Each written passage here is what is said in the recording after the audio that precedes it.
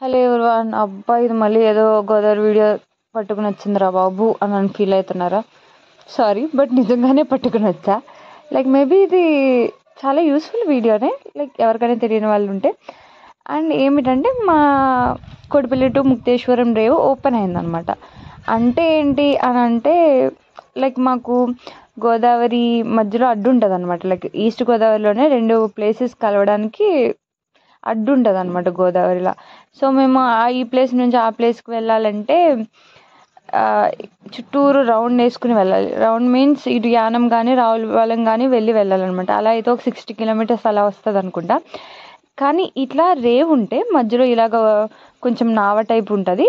ఆ నావ are boat type ఉంటుంది. ఆ బోట్లో మేము జస్ట్ క్రాస్ చేస్తే, ఆ బోట్ ఎక్కి క్రాస్ చేస్తే అటు సైడ్ ఒక 5 కిలోమీటర్స్ అట్లా 5 కిలోమీటర్స్ 10 కిలోమీటర్స్ అలా ఉంటుంది. మీరు వెళ్ళే ఊరు బట్టి.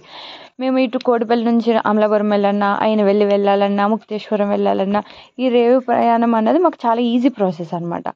సో ఇది ఈజీ ప్రాసెస్ అని పక్కన పెడితే ఆ ఫీలింగ్ కూడా బాగుంటుంది. మేము చిన్నప్పటి నుంచి ఇక్కడే పెరిగాం కాబట్టి మాకు మేబీ అంత ఉండకపోవచ్చు, నేను అంత ఎక్స్ప్రెస్ చేయకపోవచ్చు. కానీ మీరు కానీ వస్తే మీకు చాలా నచ్చుతుంది. ఎందుకంటే కొత్తగా వచ్చేవాళ్ళు చాలా ఎంజాయ్ చేయడం నేను చాలా చూసాను. టూరిస్టులు చాలామంది వస్తారు, చాలా బాగా ఎంజాయ్ చేస్తారు. అండ్ ఒకసారి నేను మా ఫ్రెండ్స్ని తీసుకొస్తే కూడా చాలా బాగా ఎంజాయ్ చేశారు. సో మీరు ఎప్పుడన్నా ఇటు సైడ్ వచ్చి అమలాపురం వచ్చినా, నాకు తెలిసి అమలాపురం, రావులపాలెం ఇట్లాంటి ప్లేసెస్కి వచ్చినప్పుడు ఇక్కడికి వచ్చి ట్రై చేయండి. అండ్ కోటిపల్లి శివయ్య టెంపుల్ కూడా చాలా ఫేమస్. అండ్ ముక్తేశ్వరంలో శివయ్య టెంపుల్ కూడా చాలా ఫేమస్. అండ్ అయినవెల్లిలో వినాయక టెంపుల్ ఫేమస్ అనమాట. సో మీరు ఎప్పుడైనా ట్రై చేసి చూడండి. ఫస్ట్ టైం నా అడుగు పెట్టా ఈ పంటలో, first after opening. And I hope మీకు ఎవరైనా తెలియకపోతే ఈ పంటి ప్రయాణం చేసి ఎంజాయ్ చేయాలని కోరుకుంటున్నాను.